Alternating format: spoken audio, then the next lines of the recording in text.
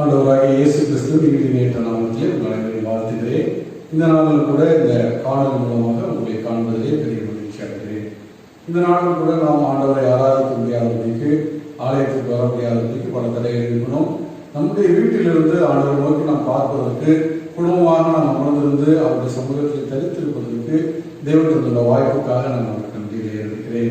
இந்த நாளில் கூட நாம் நம்முடைய தியானத்துக்கு செல்வதற்கு முன்பதாக தலையை தாழ்த்து நாம் ஜெபிக்கலாம். எங்களால் ஆண்டவரே, இந்த அருமையான காலையத்துக்காக நாங்கள் நன்றி செலுத்துகிறோம். நீர் எங்களுக்கு மட்டுமாய் பாராட்டுகிற கிருபைகளுக்காக நாங்கள் துதிக்கிறோம். இந்த நாளும் கூட காலையிலே சந்தத்தில் நாங்கள் அமர்ந்திருக்கவும், ஆராதிக்கவும் நீர் எங்களுக்கு தந்திருக்கின்ற நல்ல வாய்ப்புகளுக்காக நாங்கள் நன்றிகளை இருக்கிறோம். இப்போதும் தேவன் எங்களோடு பேசுங்க, உங்களுடைய வார்த்தைகளை தாங்க. நாங்கள் இல்லங்களிலே ஆராதிக்கும் போது உங்களுடைய வார்த்தைகளை பெற்று நாங்கள் அதற்கு இங்கே அர்ப்பணிக்க கொடுத்தாங்க. இயேசுவின் நாமத்தின் பிதாவே, ஆமென். கிறிஸ்துவுக்குள் பிரியமான திருச்சபை மக்களே, இந்த நாளும் கூட நாம் கடந்த வாரத்தினுடைய தொடர்ச்சியை நாம் பார்க்கலாம். நாம் உயிர்த்தெழுந்த பண்டிகை அன்று நாம் உயிர்த்தெழுந்த ஆண்டவரை பின்பற்றுகிற நாம் எப்படிப்பட்டவர்களாக இருக்க வேண்டும் என்று நாம் சிந்தித்தோம். முதலாவது, நாம் தேவனை தேடுகிறவர்களாக இருக்க வேண்டும். இரண்டாவது காரியம், நாம் தேவனிடத்தில் அவர் நம்மை அறிக்கை செய்து பரிசுத்தம் பண்ணப்படுவதற்கு நாம் விட்டுக் கொடுக்க வேண்டும். மூன்றாவது காரியம், அவரை பின்பற்றுவர்களாக இருக்க வேண்டும் என்று நாம் பார்த்தோம். இந்த நாளில் கூட நாம் அதில் முதலாவது காரியத்தை கொஞ்சம் நாம் விரிவாக பார்க்கலாம் என்று நான் நினைக்கிறேன். தேவனை தேடுதல். வேத வார்த்தை சொல்லுகிறது, மத்தேயு 7:7-8 கேளுங்கள் அப்பொழுது உங்களுக்கு கொடுக்கப்படும், தேடுங்கள் கண்டடைவீர்கள் என்று. நம் அனைவருக்கும் மிகவும் தெரிந்த பிரபலமான ஒரு வசனம். கேளுங்கள் அப்பொழுது உங்களுக்கு கொடுக்கப்படும், தேடுங்கள் கண்டடைவீர்கள், தட்டுங்கள் உங்களுக்கு திறக்கப்படும் என்ற வசனம். நாம் அநேக நேரங்களிலே கேளுங்கள் என்ற ஒரு காரியத்தோடு நின்று விடுவோம். மத்தேயு 7:7 அதை நீ கேளு கேளு என்று சொல்லிவிட்டு கேட்கிற காரியத்தோடு நாம் நின்று விடுவோம். ஆனால் வேதம் அதைத்தானே நமக்கு சொல்லுகிற ஒரு காரியம், தேடுங்கள் கண்டடைவீர்கள். 1 நாளாகமம் 14:11 தாவீது அரசன் மிக அழகாக தன்னுடைய பாடலை எழுதியிருக்கின்றார். அவர் சமூகத்தை நித்தம் தேடுங்கள் என்று. 1 நாளாகமம் 14:11 தாவீது சொல்லுகிறார், அவர் சமூகத்தை நித்தம் தேடுங்கள் என்று. அவர் சமூகத்தை தேட வேண்டியது மிகவும் அவசியமான ஒன்று. வேதத்திலே எசாயா புஸ்தகம் 55:6 அவரை கண்டடையத்தக்க சமயத்தில் தேடுங்கள் என்று வேத வார்த்தை சொல்கிறது. ஆண்டவர் சொல்கிறார், முதலாவது தேவனுடைய ராஜ்யத்தையும் அவருடைய நீதியும் தேடுங்கள் என்று. ஆண்டவருடைய காரியங்களை, ஆண்டவரை தேடுவது மிகவும் ஒரு அவசியமான ஒன்றாகும். இதனாலும் அதை குறித்து நாம் கொஞ்சம் பார்க்கலாம். வேத வார்த்தை சொல்கிறது, அதிகாலையில் என்னை தேடுகிறவர் என்னை கண்டடைவார் என்று ஞானமாகிய ஆண்டவர் சொல்வதாக நீதிமொழியின் புஸ்தகத்திலே சொல்லுகிறது. ஆண்டவர் தன்னுடைய காரியத்திலே அவர் சொல்லுகிறார், தேவனை தேடுகிற உணர்வுள்ளவன் என்று கண்ணோக்கி பார்த்தார். அவர் நம்ம தேடுறோமா அப்படிங்கிறத அவர் கண்ணோக்கி பார்த்து கொண்டிருக்கிற ஒரு தேவனாய் இருக்கிறார். அல்லது நாம் இப்படி மாற்றி சொல்லலாம், தன்னை தன்னுடைய பிள்ளைகள் தேடுகிறார்களா என்று ஆர்வத்தோடு காத்திருக்கக்கூடிய ஒரு ஆண்டவராக அவர் இருக்கிறார். அவரை நாம் தேட வேண்டிய பணி மிகவும் முக்கியம். இன்றைய நாட்களில் கூட நாம் அவரை தேடுவதற்கு கொடுக்கக்கூடிய காரியங்கள் எப்படிப்பட்டதாக இருக்கிறது, தேடுவதற்கு கொடுக்கக்கூடிய நேரமோ அல்லது நாம் தேடக்கூடிய வழிமுறைகளோ எப்படிப்பட்டதாக இருக்கிறது, அதை தான் குறித்து இந்த நாளில் பார்க்க போகிறோம். ஒருவேளை இந்த நாளில் ஒரு நீண்ட நடிய பிரசங்கத்தை அல்ல, அவரை தேடுவதற்கு நாம் என்ன செய்ய வேண்டும், அவரை தேடுவதற்கு நாம் எப்படி அவரை தேட வேண்டும், அதை தான் குறித்து இந்த நாள் நாம் பார்க்க போகிறோம். வேத வார்த்தை சொல்கிறது, கர்த்தரை தேடுகிற இருதயம் மகிழும். 1 நாளாகமம் 16:10 சங்கீதம் 34:10 அழகாக சொல்லுகிறது, சிங்கக்குட்டிகள் தாழ்ச்சியாக பட்னியா இருக்கும், கர்த்தரை தேடுவதற்கு ஒரு நன்மையும் குறைவுபடாது. அப்படியானால் அவரை தேடுபவர்களுக்கு அவர் எல்லா ஆசீர்வாதங்களையும் வைத்திருக்கின்றார். ஆசீர்வாதங்கள் என்றால் அவர் நம்முடன் இருக்கின்ற ஆசீர்வாதம், அவருடைய வார்த்தை நமக்கு தரப்படுகிற ஆசீர்வாதம், அதற்கு பின்புதான் மற்ற ஆசீர்வாதங்கள். ஆக அவரை தேடுகிற காரியம் மிக முக்கியமான ஒன்றாக இருக்கிறது. இதனாலும் தேடுதல் என்றால் நாம் நினைக்கிறோம், நம்ம உட்கார்ந்து ஒருவேளை கரண்டர்ல வசனத்தை படிக்கிறதோ, இல்ல டிவியில உட்கார்ந்து ஒரு கிறிஸ்டியன் ப்ரோக்ராம் பார்க்கிறதோ, இல்ல நம்ம ஒரு யூடியூப்ல ஒரு வீடியோ கேட்கிறதோ, இல்லைன்னா ஒரு கிறிஸ்டியன் சாங்ஸ் உட்காந்து நம்ம கேட்கிறதோ, இல்லைன்னா ஒரு நிமிஷம் ஜோம் பண்றதோ, இல்லைன்னா யாருக்காவது போன் போட்டு எனக்காவது ஜோம் பண்ணுங்கன்னு சொல்றதோ, அதுதான் அவரை தேடக்கூடிய காரியம் என்று பார்க்கிறோம். ஆனால் அடிப்படையாக அவரை தேடுகிற காரியம் 2. ஒன்று ஜெபம், இன்னொன்று வேதத்தை தியானித்தல். ஒன்று ஜெபம், இன்னொன்று வேதத்தை தியானித்தல். ஜெபிக்கும் போது நான் அவருடன் பேசுகிறேன், நான் வேதத்தை தியானிக்கும் போது அவர் என்னுடன் பேசுகிறார். இதுதான் இந்த இரண்டு காரணம். ஒருவேளை சில பேர் நிறைய ஜெபிப்பாங்க, வேதத்தை தியானிக்க மாட்டாங்க, வேதத்தை சும்மா படிச்சுட்டு அப்படியே வச்சிருவாங்க. ஒருவேளை ரொம்ப தியானிப்பாங்க, ஜெபம் பண்ண மாட்டாங்க. ரெண்டுமே பேரலா போக வேண்டிய ஒரு காரியம். அவர் என்னுடன் பேச வேண்டும், நானும் அவருடன் பேச வேண்டும். நான் போய் என் பொண்ணுகிட்ட பேசுறேன் அப்படின்னா என் பொண்ணு என் திரும்ப பேசினா தானே நான் கூட பேச முடியும். இல்லை என் பொண்ணையும் கூட பேசிக்கிட்டே இருக்கிறேன், நான் பேசாம இருந்தா அவ எப்படி கஷ்டப்படுவா? இப்படிதான் நம்முடைய ஆண்டவருக்கும் நமக்குமான உறவு உள்ளது. ஜெபமும் வேதத்தை தியானித்தலும் இரண்டும் பேரலா இணையாக செல்ல வேண்டிய ஒரு காரியம். ஒருவேளை நம்ம ஜெபம்னு என்ன பண்ணுவோம், சர்ச்சுக்கு வந்து ஜெபம் பண்றது, இல்லைன்னா ஒரு டீமா கூடி நம்ம ஜெபம் பண்றது, இல்லைன்னா யாருக்காவது போன் போட்டு நமக்காக ஜெபம் பண்ணுங்கன்னு சொல்லி கேட்டுக்கிறது, இதுதான் ஜெபம் செய்வோம். ஆனால் தனி அறையில் எனக்கும் ஆண்டவருக்குமான உள்ள தொடர்பில் நான் எவ்வளவு நேரம் ஜெபிக்கிறேன், அது ஒரு காரணம். இரண்டாவது, வேதத்தை தியானித்தல்னா ஏற்கனவே சொன்ன மாதிரி காரணங்களை வாசிக்கிறதோ, டிவியை பார்க்கறதோ, இல்லை யூடியூப்ல பார்க்கறதோ அப்படி எதுவுமே கிடையாது. சிடி டிவிடி போட்டு பார்க்கறதோ அது கிடையாது. உங்களுக்கு தனியாக நீங்க வேதத்தை ஆராய வேண்டிய காரியங்கள் எப்படி இருக்கிறது. ஒருவேளை இதெல்லாம் பண்ணக்கூடாத சார்னா பண்ணக்கூடாது என்று இல்லை, இதெல்லாம் நம்மளுடைய சாப்பாட்டுக்கு சைடிஷ் மாதிரி. மெயின் டிஷ் என்னோட பர்சனல் பிரேயரும் என்னோட பர்சனல் பைபிள் ஸ்டடியும் தான். ஆண்டவர் கொடுத்துருக்கிற மெயின் டிஷ் தான். இன்னைக்கு நிறைய நேரத்தில் நம்ம மெயின் டிஷை விட்டுட்டு இலையில சைடிஷை மட்டும் வச்சு சாப்பிட்டு வருவோம். நீங்க யோசிச்சு பாருங்க, உங்க பிள்ளை வீட்டுல சைடிஷை மட்டும் வச்சு சாப்பிட்டுட்டுன்னா அந்த பிள்ளை குண்டாகணுமா, நல்லா ஸ்ட்ரென்த் ஆகணுமா? யோசிச்சு பார்க்க. அப்ப நம்முடைய ஆவிக்குரிய வாழ்க்கை பலனடைய வேண்டும் என்றால் என்னுடைய தனிப்பட்ட ஜெபமும் என்னுடைய தனிப்பட்ட வேத தியானமும் சரியாக இருக்க வேண்டும். அதே இந்த நாளில் கூட நாம் ஏற்கனவே ஜெபத்தை குறித்து பார்த்திருக்கிறோம். வேதத்தை தியானிப்பதை குறித்து ஏற்கனவே உங்களோடு பகிர்ந்து கொண்ட ஒரு காரியம் தான். இன்றைய நாளில் கூட கொஞ்சம் விரிவாக அதை குறித்து நாம் மீண்டுமாய் நாம் ஒரு விஷயம் பார்க்க இருக்கிறோம். ஒருவேளை நிறைய பேர் கேட்டா, நான் முட்டியில நின்று நான் 10 அதிகாரம் வாசிக்கிறேன். எனக்கு தெரியும் ஒருவர் டெய்லி முட்டியில நின்று 100 அதிகாரம் வாசிப்பார். மிகப்பெரிய போராட்டம், 100 அதிகாரம் வாசிப்பார். ஆனா முட்டியில நின்று 100 அதிகாரம் வாசிக்கிறது கிருபை, ரொம்ப சந்தோஷம் தான். ஆனால் அதையெல்லாம் மேலானது, அதையெல்லாம் மேலான கிருபை. 5 வசனத்தை நான் தியானிச்சு அதன் மூலமா ஆண்டவர் இன்னைக்கு என் கூட என்ன பேச விரும்புகிறார், என்னோட வாழ்க்கையில என்ன மாற்றத்தை தர விரும்புகிறார், என்னுடைய வாழ்க்கையின் காரியங்களே தேவன் எதை மாற்ற விரும்புகிறார், அல்லது என்னுடைய வாழ்க்கையின் காரியங்களே தேவன் என்ன ஆலோசனை சொல்ல விரும்புகிறார், அதை நான் கற்றுக்கொள்ள வேண்டும். அதுதான். அப்ப வேதத்தை எப்படி தியானிக்கலாம் அப்படிங்கிறத நம்ம பார்க்க போறோம். ஏற்கனவே உங்களோடு பகிர்ந்து கொண்ட காரியம், வேதத்தை தியானிப்பதற்கு ஒரு மெத்தட். ஒருவேளை இந்த மெத்தட் சொல்லி கொடுத்தா அந்த மெத்தட் பிரகாரம் எழுதிட்டா போதுமா, பிரதர் அப்படி பண்ணிட்டா போதுமா, நான் வேதத்தை தியானிச்ச மாதிரி ஆயிடுமானா இல்லை. உணர்வுள்ளே தொழில் செய்யணும். அது ஒரு எக்ஸசைஸ் மாதிரியோ அசைன்மெண்ட் மாதிரியோ பண்ணா ஆண்டவர் பேசுகிற வெளிய சத்தம் கேட்கவே கேட்காது. ஆண்டவர் நமக்கு சொல்லிக் கொடுக்கிற காரியத்தை நாம் கேட்கவே முடியாது.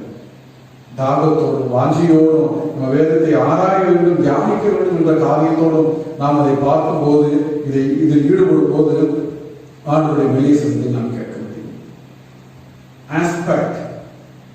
ஆஸ்பெக்ட் நம்ம நோக்கம் அப்படின்னு சொல்லுவோம். அவங்க என்ன சொன்னாங்க, என்ன நோக்கத்தில் சொன்னாங்க, என்ன ஆஸ்பெக்ட்ல பார்க்குறாங்க அப்படின்போம். ஆஸ்பெக்ட் நம்ம என்ன எண்ணத்துல வேதத்தை நாம் தியானிக்க வேண்டிய காரியம், அதே ஆஸ்பெக்ட் அப்படிங்கிற தெல்ல சொல்லி இருக்கிறேன். about God, கடவுளை பற்றி அந்த வேத பகுதி என்ன சொல்லுகிறது, கடவுளை பற்றி அந்த வேத பகுதி சொல்லக்கூடிய காரியங்கள் என்ன.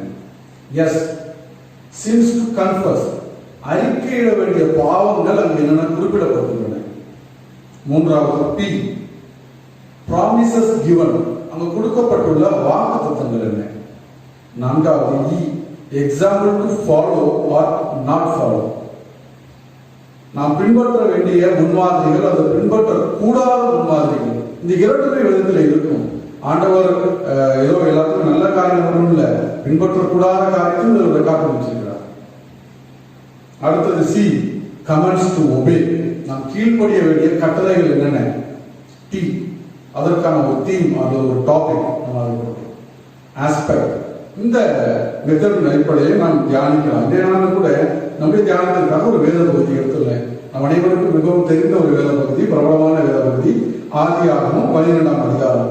இந்த அதிகாரத்தில் பார்த்தீங்கன்னா 20 வசனம் தான் இருக்கு. அதனால முழு அதிகாரத்தை தியானத்திற்காக எடுத்திருக்கேன்.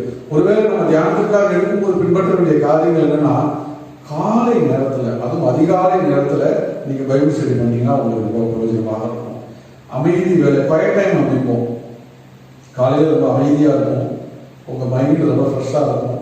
நீங்க ஆண்டவரோடு உள்ள உறவுகளை நீங்க அவர்கிட்ட பேசுற காரியங்களை, அவர் உங்களோடு பேசக்கூடிய காரியங்கள், அந்த உறவாடக்கூடிய நேரம் வந்து பாத்தீங்கன்னா ரொம்ப அருமையான ஒரு நேரமாக, உற்சாகமான நேரமாக இருக்கும். காலை நேரத்துல, அதிகாலை நேரத்துல ஆண்டவர் சமூகத்தில் அமர்ந்திருக்கிறது வேதவாக்கு சொல்றது, ஆண்டவரை அநேக தரம் அதிகாலை எழுந்து ஜெபம் பண்ணார். அப்ப நம்ம அந்த அதிகாலை நேரத்துல அமர்ந்திருந்து வேத பகுதியை செலக்ட் பண்ணும்போது தொடர்ச்சியாக செலக்ட் பண்ணுவது நம்ம தியானிக்கிறது நல்லது. இரண்டாவது காரியம், பத்திகள் பிரித்து கொஞ்சம் கொஞ்சமா, ஒரு அதிகாரத்தில் 50 வசனம் இருக்குன்னா 50 வசனத்துக்கு ஒரே நாள் உட்காந்து நம்ம பைபிள் ஸ்டடி பண்ணணும்னு அவசியம். அதெல்லாம் சொன்ன ஆரம்பத்துல 5 வசனம் 10 வசனம் எவ்வளவு நம்ம ஒரு குறிப்பிட்ட பகுதியா பிரிச்சுக்கிறதுக்கு ரொம்ப உபயோகமா இருக்கும். ஒருவேளை ஆங்கில வேதாகமம் படிப்பவர்களுக்கு தெரியும், அதுல பகுதியா பிரிச்சே கொடுத்துருக்கும். தலைப்பு போட்டு நீங்க ஒருவேளை ஒரு பகுதியை 2 பகுதியை 3 பகுதியை நீங்க சேர்த்துக்கலாம். 2 வருஷத்துக்கு 3 வருஷத்துக்கு கூட சில இடங்கள்ல பகுதி பிரிச்சிருக்கும். ஆக இந்த மெத்தட் அடிப்படையில இந்த பகுதியை நம்ம தியானிக்க போகிறோம். ஆதியாகமத்தின் புஸ்தகம் 12ஆம் அதிகாரம். நம்ம அனைவருக்கும் தெரிந்த ஒரு பகுதி. இந்த சம்பவத்தை நான் சுருக்கமாக சொல்லிவிடுகிறேன். ஆண்டவர் ஆபிரகாமை அழைக்கிறார். அவரை அழைத்து நான் காண்பிக்கும் தேசத்துக்கு போ அப்படின்னு சொல்லி அவர் சொல்றாரு. ஆபிரகாம் ஆரான்ல இருக்கிறாரு. ஆரான்ல இருக்கிறவரை எங்க கூப்பிடுறாரு? கானான் தேசத்துக்கு கூப்பிடுறாரு. கானான் தேசத்துக்கு போ, நான் உன்னை ஆசீர்வதிப்பேன் அப்படின்னு சொல்லி பல வாக்குறுத்தங்களை கொடுக்கிறார். கானான் தேசத்துக்கு வருகிறார். இங்க வந்து பலிபீடம் கட்டுறார், நன்றி செலுத்துகிறார், ஆண்டவர் தொழுது கொடுக்கிறார். அந்த தேசத்துல இருக்கும்போது பஞ்சம் வந்துருது. உடனே கிளம்பி எகிப்துக்கு போயிடுறாரு. எகிப்துக்கு போனா அங்க ஒரு பிரச்சனை வந்துருது. பிரச்சனைல தேவன் அவரை காப்பாற்றுறாரு. திரும்பவும் அவர் மீண்டும் கானானுக்கு வருகிறார். இந்த காரியங்களே நம்ம வந்து இந்த 12ஆம் அதிகாரத்துல 20 வசனங்கள்ல பார்க்கணும். இந்த காரியத்துல நீங்க ஒரு தடவை முழுவதுமாக இந்த அதிகாரத்தை ஒரு 2 முறை அல்லது 3 முறை நீங்க வாசிங்கள். இந்த அதிகாரங்களை எதை நீங்கள் தியானிப்பதற்கு எடுத்தாலும் 2 அல்லது 3 முறை நீங்கள் வாசித்து பார்த்தீங்கன்னா உங்களுக்கு அது சில காரியங்கள் புரிய வரும். இப்ப நம்ம ஆரம்பிக்கலாம். ஆண்டவரை பற்றி சொல்லப்படுற காரியம், நான் என்னுடைய பார்வையில பார்த்த காரியம், தம்முடைய பிள்ளைகளோட பேசுகிற ஆண்டவர். இரண்டாவது, அழைப்பு கொடுக்கிற ஆண்டவர். மூன்றாவது, ஆபிரகாமின் வாழ்க்கைக்கான தமது சித்தத்தையும் திட்டத்தையும் அறிவித்து வாக்குத்தத்தங்களையும் கொடுத்து அழைக்கிற ஒரு ஆண்டவர். அதுக்கு அடுத்தது, பிரச்சனைகளில் இருந்து பாதுகாக்கிற ஆண்டவர். சாராயை பார்வோனிடத்திலிருந்து காத்த தேவன், பார்வோனையும் அவன் வீட்டாரையும் வாதித்த தேவன். இது நம்ம ஆண்டவரை குறித்து இந்த பகுதியில் நம்ம பார்க்கலாம். ஒருவேளை நீங்க ரிப்பீட்டடா வேணும்னா நீங்க வீடியோல போட்டு கேட்டு பாருங்க இந்த ஆண்டவர் பற்றி பகுதிகளை. இரண்டாவது காரியம், இதில் நாம் பார்க்கக்கூடிய அறிக்கை செய்ய வேண்டிய பாவங்கள், பஞ்சம் வந்துட்டோடனே தேவன் அழைத்த தேசத்தை விட்டு எகிப்துக்கு ஓடிவிட்டார்கள். தேவனுடைய அழைப்பில் நிலைத்திராமல் எகிப்திற்கு சென்றது முதலாவது ஒரு பாவம். இரண்டாவது பாவம், அங்கு அவர் பொய் சொன்னது. சகோதரி என்று சொல்லி அவர் தன்னை காப்பாற்றிக் கொள்வதற்காக சொன்ன ஒரு பொய். மூன்றாவது, மனைவியை பாதுகாக்க தவறினது. நான்காவது, இந்த பார்வோனுடைய இச்சையும் அபகரிக்கக்கூடிய ஒரு குணமும் இங்கு நாம் அறிக்கை செய்ய வேண்டிய பாவம். ஒருவேளை நம்முடைய வாழ்க்கையிலே மற்ற காரியங்களை இச்சிக்கிறது. ஒருவேளை பார்வோன் பொண்ணை இச்சித்தான், நான் ஒரு பென்சிலை இச்சித்தாலும் பாவம்தான், ஒரு சார்பரை இச்சித்தாலும் பாவம்தான். அப்ப அதேதான் இருக்குன்னு அவசியம் இல்லை. இச்சித்தல் பாவம், நான் விட்டுவிட வேண்டிய பாவம். அதை அபகரிக்க நான் முயற்சி செய்வது பாவம். ஆண்டவர் தந்திருக்கக்கூடிய வாக்கு தத்தங்கள் எல்லாம் ஆபிரகாமுக்கு கொடுத்தாலும் ஒரு வாக்கு தத்தம் நமக்கு கொடுக்கப்பட்ட ஒரு வாக்கு தத்தம். உன் பூமியில் உள்ள வம்சங்கள் எல்லாம் உனக்குள் ஆசீர்வதிக்கப்படும். இது 2 வகையாக நாம் பிரித்து பார்க்கலாம். ஒன்று, ஆபிரகாமுக்குள் தேவன் எல்லா ஆசீர்வாதமும் கொடுத்திருக்கிறார், வாக்குத்தத்தம் பண்ண கொடுத்திருக்கார் அப்படின்னு சொல்லக்கூடிய அந்த வாக்குத்தத்த வசனத்தை நாம் எடுத்துக்கொள்ளலாம். இரண்டாவது, ஆண்டவராகிய இயேசு கிறிஸ்து இவருடைய சந்ததியிலே பிறந்து உலகத்தின் மீட்பராக பிறந்து உலகையே மீட்பார் என்ற ஒரு காரியம். இந்த வாக்குறுத்தம் நம் அனைவருக்கும் கொடுக்கப்பட்டிருக்கிறது. நான்காவது எக்ஸாம்பிள், ஆபிரகாமுடைய வாழ்க்கையை நாம் பார்க்கும்போது ஆண்டவருடைய அழைப்பிற்கு கீழ்ப்படுகிறார். 6ஆம் தேதி கிளம்பி வந்துடுறார், எல்லாத்தையும் எடுத்துக்கிட்டு உடனே கீழ்படுத்த வந்திருக்கிறார். ஆபிரகாம் உடனடியாக அந்த ஆண்டவருடைய அழைப்புக்கு கீழ்ப்படுகிறார். உடனடியாக அவருடைய ஊரை விட்டு கிளம்பி வருகிறார். இரண்டாவது காரியம், வந்த இடத்துல பலிபீடம் கட்டி தொழுது கொள்கிறார். பலிபீடம் கட்டி ஆண்டவருக்கு நன்றி செலுத்துகிறார். ஆண்டவரை தேடுகிறவராக இருக்கிறார். அடுத்த இடத்துக்கு போறாரு, அங்கேயும் போய் திரும்ப பலிபீடம் கட்டுகிறார்.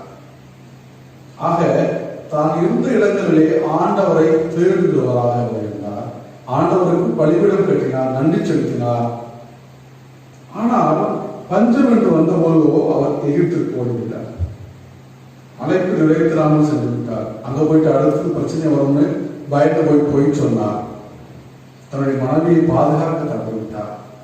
இவையெல்லாம் எகிப்திலே ஆபரணம் செய்த காரியம். நாம் நம் பார்வனுடைய காரியத்திலும் பார்த்தோம். அவர் இச்சித்தார், அபகரித்தால், அடைய முயற்சி செய்தார். இதெல்லாம் அவருடைய காரியங்களாக நாம் பார்த்தோம். சோ நாம் பின்பற்ற வேண்டிய மாதிரிகள் அல்லது பின்பற்றக்கூடாத மாதிரிகள் இது 2 பேருடைய வாழ்க்கையிலுமே காணப்படுகின்றன. ஐந்தாவதாக நாம் பின்பற்ற வேண்டிய கட்டளைகள், கமெண்ட்ஸ் டு ஒபே, கீழ்ப்படிய வேண்டிய கட்டளைகள் ஒன்றே ஒன்றுதான். நாம் காண்பிக்கும் தேசத்துக்கு போக என்று ஆபரகாமை அழைத்தார். அவர் அழைப்பிற்கு கீழ்ப்படிய வேண்டியது தேவன் நமக்கு தந்திருக்கின்ற கட்டளையாக இருக்கிறது. அவருடைய அழைப்பிற்கு கீழ்ப்படிய வேண்டும். அது எதுவாக இருந்தாலும், ஒருவேளை இந்த மொத்த காரியத்திற்கும் நான் கொடுத்த தலைப்பு தேவன் ஆபிரகாமை அழைத்தல் என்று கொடுத்திருக்கின்றேன். ஒருவேளை ஆண்டவருடைய அழைப்பும் ஆபிரகாமின் செய்கையும் என்று சொல்லலாம். பலவித காரியங்கள் நாம் தலைப்புகள் கொடுக்கலாம். தலைப்புகள் நம் தோன்றுகிற இடத்திலே கொடுத்துக் கொள்ளலாம். ஒருவேளை ஆண்டவரை பற்றி என்ன சொல்லப்பட்டிருக்கிறது, about God, அதை பார்த்தோம். sins to confess, அதை பார்த்தோம். நாம் விட்டுவிட வேண்டிய பாவங்களை, அறிக்கை செய்ய வேண்டிய பாவங்களை குறித்து பார்த்தோம். promises given, கொடுக்கப்பட்டுள்ள வாக்குத்தத்தங்களை குறித்து நாம் பார்த்தோம். அடுத்தது நாம் பின்பற்ற வேண்டிய மாதிரிகள் அல்லது பின்பற்றக்கூடாத மாதிரிகள், examples to follow or not follow, அதை நாம் பார்த்தோம். அடுத்தது கீழ்ப்படிய வேண்டிய கட்டளைகள், கமெண்ட்ஸ் டு ஒபே, அதையும் பார்த்தோம். கடைசியாக topic or theme of the passage, அதையும் நாம் பார்த்தோம். ஒருவேளை இந்த காரியமானது நம்முடைய அனுதின வேத தியானிப்பிற்கு ஒரு டூல், அவ்வளவுதான்.